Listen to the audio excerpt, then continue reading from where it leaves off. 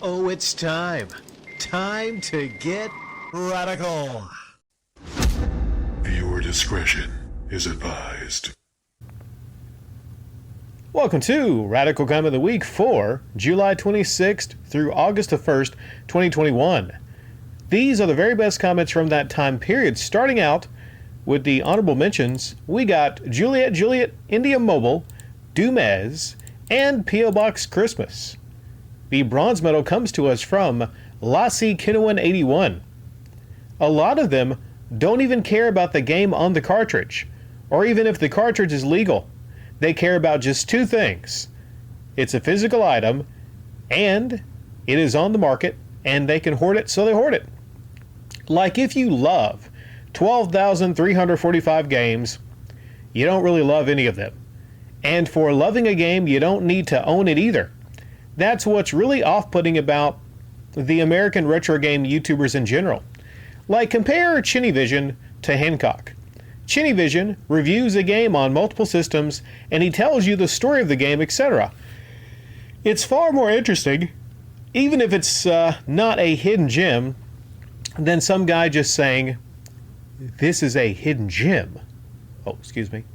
This is a hidden gem, with zero idea about the story of the game or how the game became to be and why it is like it is.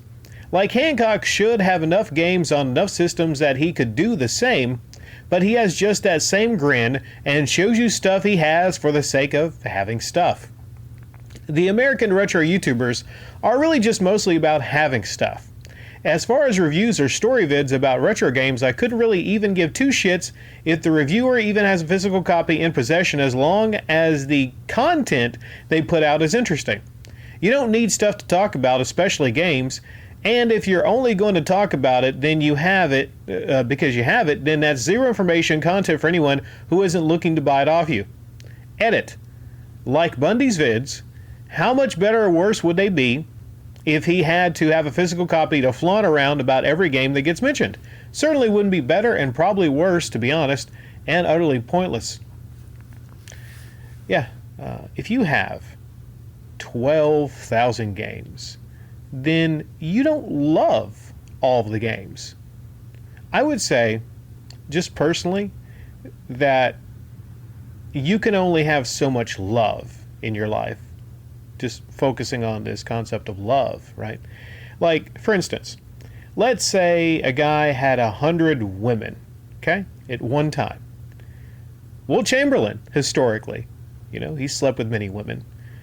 Now, maybe he could possibly have love for a couple of them. Maybe he could love a couple of them for different reasons. But looking at this thing called love, this concept of love, which is, I'm not going to look up the exact definition right now, but what I take it to mean is a strong attachment to. A strong attachment to. You might say, Rick, well, what if somebody has a strong attachment to their collection? I guess that's possible, but let's be honest with yourself. If you're a game collector and you say you love your collection, just in the same respect as Wilt Chamberlain, did Wilt Chamberlain love the multiple thousands of women that he slept with? No. So, there you go. I bet you didn't expect that to venture off into a little discussion about love there, huh? The silver medal comes to us from Art Bell. OEB Pete is now offering business advice to Intellivision on his newest Amico Monday show. Flash of anger in every Amico video now. You have no place here if you are negative too much to him. Cyrus M just did a video listing his complaints about it, a super supporter to clear his damaged name. He mentioned the price as a limitation to the system. I discovered talk of $120 million to develop the console, hand on face, sit down, and avoid gasping at it so much spent to run a system off a 2013 phone CPU. Oof! I left this comment. The very high cost makes it the most grim console of 2018 to 2021, outside the big deal of not actually trying it.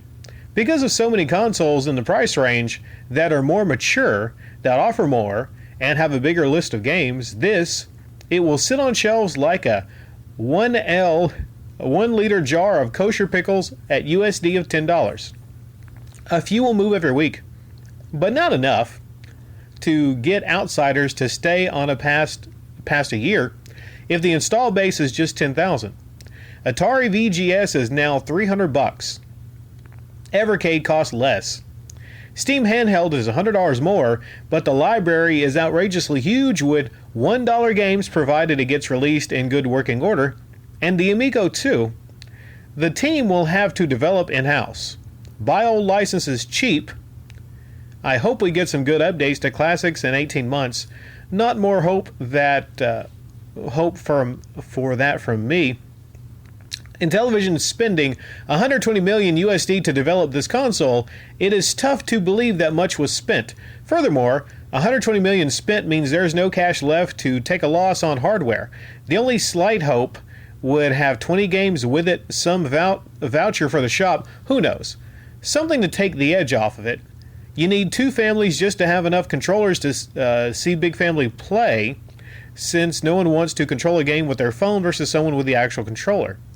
I suppose the remaining gripe is that Cyrus holds back on doubts or irritations from a fear of a certain CEO gets the okay to air what he has. Well, grim is an appropriate word. I would say it's probably the most grim console of 2018 to 21. Because you look at how long this thing has just been touted, how many broken promises you have, and now the news that doesn't shock a lot of people that it won't be coming out even this year after the multiple delays. When, somebody stopped by and noted that there's all these other things that have come out, and the chip shortages doesn't seem to affect all these other things. I think it's just a complete, absolute failure. It's mismanagement.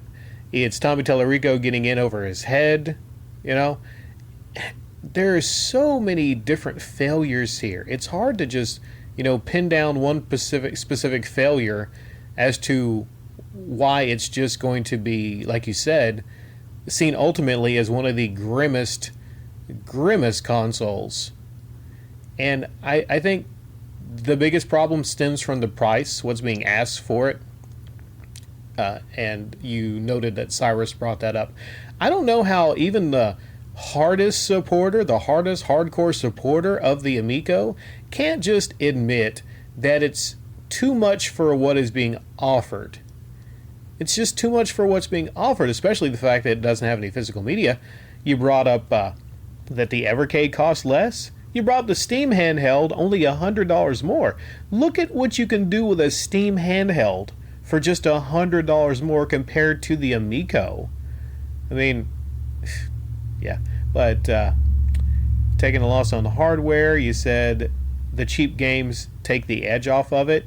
Maybe they could have, even if it comes out at this point, maybe their goal should be trying to target really cheap games. But here's the thing, like you said, you get a Steam Deck and your whole Steam collection from PC comes with you, and look at how many dirt cheap good games you can get on Steam that are going to be far more advanced than anything you can get on the Amico.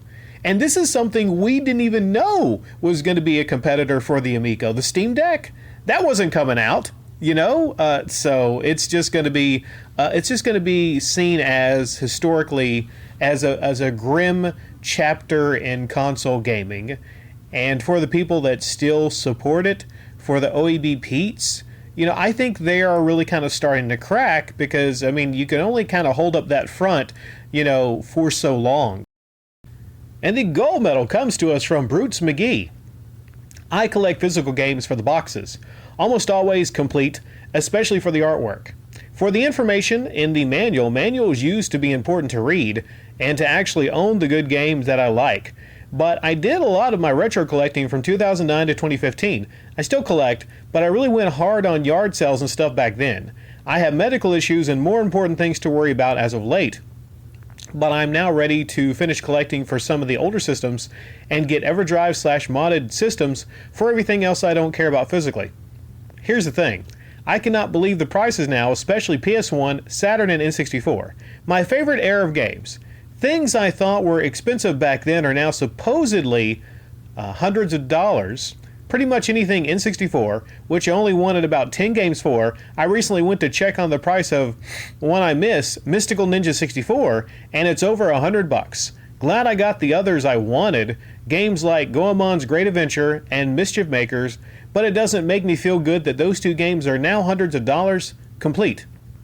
I kinda understood the 8 and 16-bit rush, but the 32-bit stuff is out of control.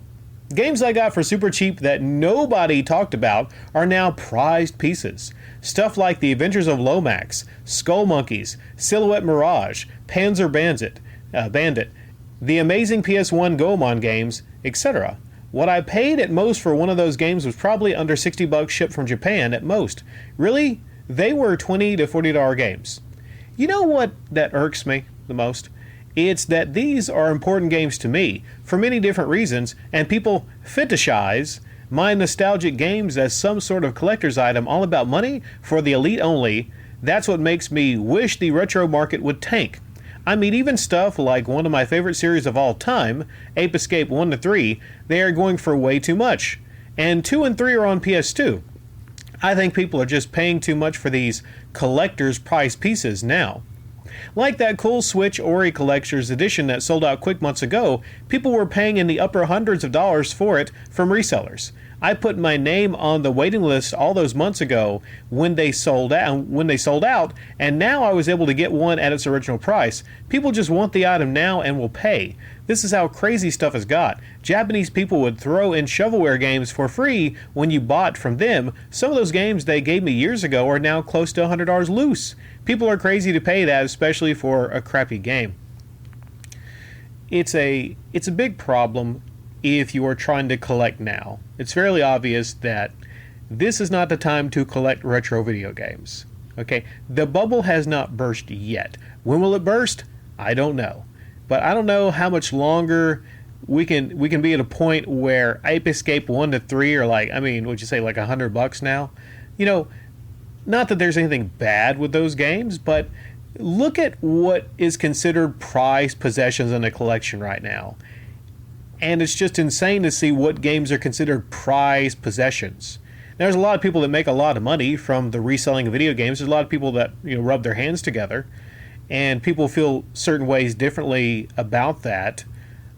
A lot of people see it as a market, but I've always seen it as, well, it's stupid to pay. What did a not box complete, but actually almost perfect wrapped edition of Mario 64 go for? Was it in the tens of thousands? I just have always looked at it as fascinating what some people will pay for what was originally a $60 video game.